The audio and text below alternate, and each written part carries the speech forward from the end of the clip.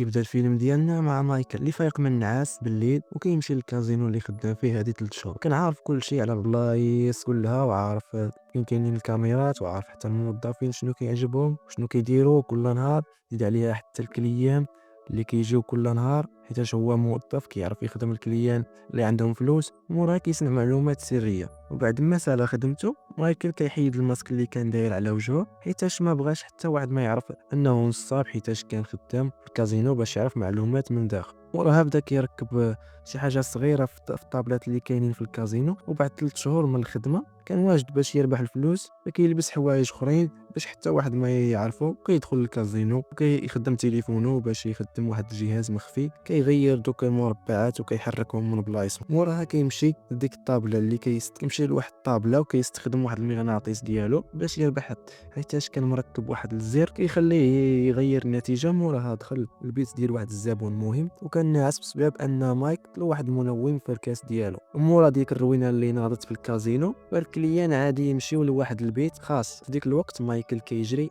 عند السنسور قدام وحط تحت الشريحه ديالو من الموظف اللي كينقل واحد المربع.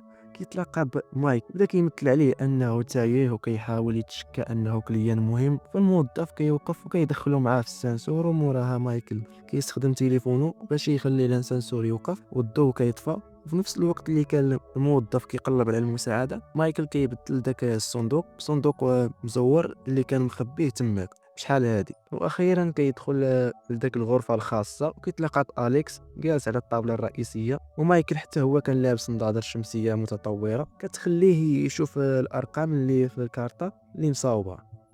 ويبدا كيلعب ودار في راسو انه ما يربحش كل الجولات باش حتى واحد ما يشك فيه، حتى فجاه الكارطه ديال مايكل كتبدل من غير ان حتى واحد ما يعرف، والناس كيراهنوا فلوسهم كاملين. ومايكل كان فرحان اصلا في نفسه، ولكن تصدم ملي شاف الكارطه ديالو خسرات، حيتاش الارقام ماشي هما هادوك. واللاعب الثالث كيربح الفلوس كاملين، كيخلي اللعبه باش ياخذ الفلوس. ومايكل كيشك وكيمشي وراه في الممر، وخدانو الشنطه ديالو اللي فيها الفلوس وكيقلبها وكيلقى فيها اوراق عاديين. اكتشف في ديك اللحظه ان داك الراجل ماشي هو اللي كان ربح. في ديك اللحظه جاو الحراس عنده وشدوه مايكل، وشاف اليكس كيهرب بالفلوس وحتى واحد ما شافو. وبعدها مايكل كيتربط على واحد الكرسي في المخزن، والحارس كيسولو قبل ما يسولو مول الكازينو فيكتور، كيسولو على الفلوس. ومايكل كيحاول يبين راسو انه كليان، وكيحاول يشرح لهم انه كان تما نصاب اخر هو اللي دا الفلوس. وفيكتور ما كيتيقوش وكيعطيه المده ديال السيمانه يرجع فيها الفلوس ولا عادي يدبر عليها.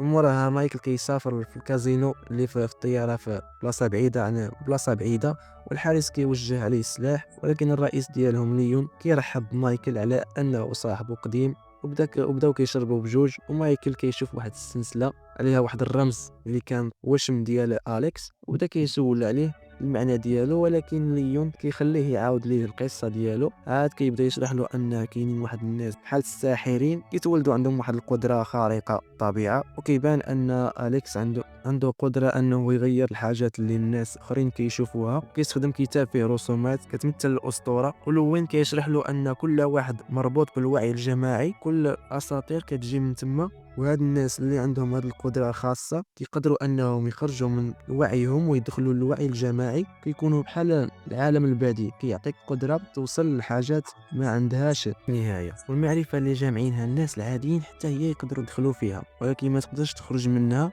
من غير التعويضة المخصوصة اللي كتخدم بحال البوصلة. ومايكل بدا كيضحك حيت هاد الشيء ماشي حقيقي، ولكن كيتعصب وعطاه كتاب اللي فيه السميات ديال الناس اللي عندهم القدرات، وقال ليه يقلب على أليكس بوحده. والنهار الثاني أليكس كيتلاقى بجوردان وعطاه فلوس، وجوردان كيكتشف أن عنده بوصلة، وطلب من أليكس يعلمو كيفاش يستخدم الباب السحري. ولكن أليكس كيرفض، وبدا كيشرح له أنك تعجبو الخدمة مع جوردان وما بغاش يخسرو. وهنا جوردان يحتاج شريك يثيق فيه باش يعاونو يتنقل. وكنرجعو لمايكل اللي سول ليون على الناس اللي في القائمة، وليون كيحلف له انهم حقيقيين حيت شاف القدرات ديالهم. ومن هنا كيعطي فكره ممكن ترجع له فلوسه عن طريق انهم يخدمهم معاه، حيتاش عندهم قدرات باش يربحوا في الكازينو. الاول هو اريك، ولد عنده فلوس وعنده قدره يحرك الحاجات عن بعد، ولكن ما باغيش يخدم.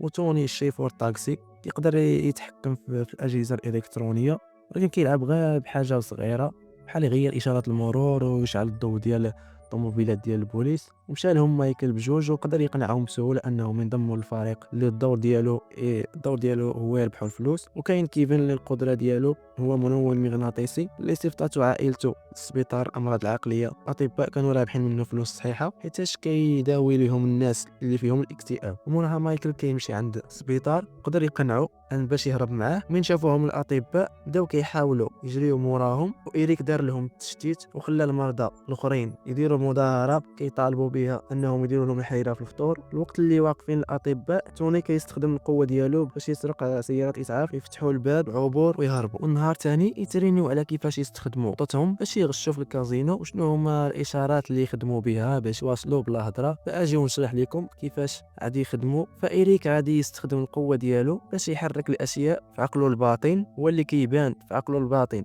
انه كيتحكم في التماثيل ديال الثلج. اخيرا توني اللي عادي يتفاهم مع الكاميرات انه كيبان في عاصفه ديال الرقاقات كيطير وكيلعبوا مع ناس. لو كان ماشي داك الشيء بخير، ولكن كيتحول لفوضى من واحد الزبون كيجبد ليهم سلاح. وتوني كيدوخ وكيدير سيركوي في الكاميرات، وبالصدفه مايكل كيجري باش يشد داك الزبون المعصب وكيهدنو. وكيقرروا انهم محتاجين طريقه احسن يتواصلوا بها. ونهار تاني مايكل كيمشي لواحد الكنازه اللي فيها العيالات معصبين شادين فرونيكا وكيطلبوا المساعده ديالها. وفجاه كتوقف واحد الطوموبيله كتفراني وكينزلوا منها واحد رجال لابسين الكحل. ورونيكا كتخاف وكتورك وطاح ليها لي زيكوتور ديالها. فكانوا كيقلبوا عليها وهي كانت مخبيه في مبنى مهجور. موراها مايكل كيخرج ليها كيعطيها لي زيكوتور ديالها وقال لها انا راه ماشي من دوك الناس اللي كانوا تابعينك. فمشات فرونيكا بلا ما تقول له حتى حاجه. وهنا كنعرفوا انها كتقرا الافكار. قالت له انها ما مهتماش بالخطه ديالو. وفي ديك اللحظه واحد من الرجال كيتلاقى بمايكل ومايكل كيشدو في الوقت اللي كانت فرونيكا كتجري والرجال تابعينها. كيبان مايكل على السطح وكيعاونها تهرب. نهار الاخر جوردان كيمشي على التعليمات ديال اليكس باش يبدا تدريب كمنوم مغناطيسي، وكيلقاه بالزربه وكيصيفطو لعالم اخر واللي فيه جوردان اللي عنده قدرة كتحكم في أي شخص. في الوقت اللي جوردان طايح في الأرض كيخلي الرسام اللي في الشارع يرسم نسخة من اللوحة المشهورة. موراها جوردان دا يتكون موظف في المتحف الخداني. الوقت اللي اللوحة دارها في الطوموبيل جوردان كانوا كيشري اللوحة الحقيقية المشهورة من داك الرسام المبوق ثمن قليل. كنرجعوا لمايك اللي كيوري فرونيكا على باقي الفريق كيشرح أنها كتقدر تقرا وتنقل الأفكار وهي اللي عادي تنقل التعليمات. مايك بداو كيترينيو فرونيكا كتدخل العالم الباطن ديالها واللي شكلو بحال الغابة الغريبة.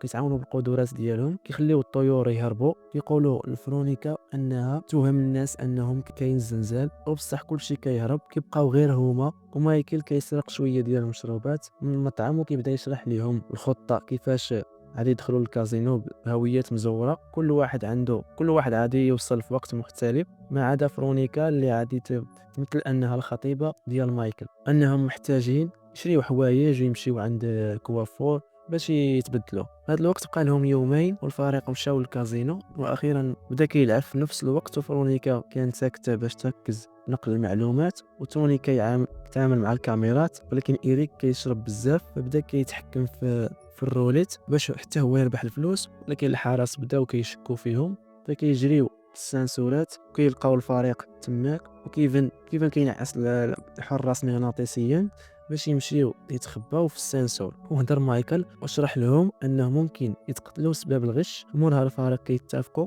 فمشى مايكل كيراهن بكل شيء، وتوني كيتحكم في الكاميرات، وكيفن كيهتم بالموظفين. والخطه كانت ماشيه مزيان ومايكل ربح 10 مليون دولار. موراها الفريق كيمشي للبحر وكيحتفلوا. ولكن فرونيكا كانت بعيده. مشى عندها مايكل وقال لها انه يقدروا يخدموا بجوج ويربحوا فلوس، ولكن فرونيكا ما كانتش مهتمه وكيتعايروا شويه. وفي الصباح الفريق كانوا ماشيين في الطريق تخرجت لهم طوموبيله تابعاهم وزادوا جوج اخرين وشدوهم كاملين. فمايكل قال لهم انهم عندهم فلوس الا كان باغي الفلوس، ولكن هما ما كانوش باغي الفلوس لان مايكل ما عنده حتى دور. فقتلوه تما. فصحابو بقاو مصدومين داو الفريق باش يخدم معاهم الا فرونيكا حيتاش دخلات في غيبوبه حيت مشات للعالم الباطن ديالها حيت شافت مايكل كيموت قدامها. داوهم واحد المخزن وجابوا لهم واحد الحارس جديد اللي ما كانوش عارفينه انه مايكل. فمشى يقلب على فرونيكا ولبس واحد القناع كان مخبيه تماك رمى واحد القنبله غازيه باش يدوخ الحراس. مورها عتق فرونيكا اللي كانت مغمى عليها. في نفس الوقت لقاو الخزنه الكازينو وبدا كيستخدم القدره ديالو باش الذكي تاعها كيخدم انذار وكيقربوا الحراس باش يشدوهم، ولكن كيدخلوا للخزينه وكيسدوا الباب قبل ما تجي فيهم شي قرطاسه. ففي نفس الوقت فيكتور كيقول لرجالو غير يخرجوا من المخزن تصفيوها ليهم، وقال مايكل للفريق ديالو ان الخطه كملت والهدف ديالو يفيق رونيكا. حذروه ان الى دخل العالم الباطن ما عادش يقدر يخرج، ولكن مايكل كان مصر. فديفن كينومو مغناطيسيا وكيبان طاير في واحد البلاصه بيضاء فيها شي حوايج دارهم في حياته غير قانونيين، وموراها مايكل يطيح واحد الارض فيها بزاف ديال البيبان والوان زوينه ديال السماء. كتجي واحد العاصفه ولكن كيرفع يده وكتهبط على الارض، موراها الارض كتحول كيطلع مع واحد الدرج حتى كيلقى في نيكا، وقالت له انها ما باغاش ترجع للعالم الحقيقي حيتاش ما كيستناها حتى واحد. فمايكل كيفكرها نهار اللي تلاقاو فيه منين كانوا تابعين هذوك الرجال، قال لها انه ما عندوش من غيرها. ورونيكا كتشد في يديه بجوج وكتفيق في الحياه الحقيقيه، ولكن مايكل حصل حيتاش هذه اول مره وخاصو يلقى الطريقه للخروج. هنا كنرجعوا واحد فلاش باك كنعرفوا ان جوردن علم مايكل كل شيء على عالم الباطن، ووعدوا انه عادي يقدم له المساعده. ونرجعوا لدابا مايكل شاف اليكس خرج من واحد الباب فبدا تابعه، البلاصه بدات كتحول لكازينو. كيشوفوا بجوج بيهم الموت المفترض ديال اليكس، وفي هذه اللحظه كيفيق مايكل بالخزينه وهزوا الفلوس وخرجوا، ولكن كان ممر ما فيه حتى واحد. وهنا اكتشفوا ان مايكل منين كان في العالم الباطن دخل العقل فيكتوري وخلاه يتيق ان الفريق هرب بالفلوس. فالفريق كيهربوا بسهوله وكيتلاقاو مع اليكس في البحر وقال لهم عندهم عرض ليهم. وفي نفس الوقت كان جوردان كيتلاقى بجوج منومين مغناطيسيين كيصيفطوه العالم الباطن. وهنا كيسالي الفيلم ديالنا. نتمنى انه يكون عجبكم، ما تنساش تفرج في الملخصات اللي كاين في القناه. كان معكم خوكم ديفليكس، نتلاقاو في الفيديو الجاي.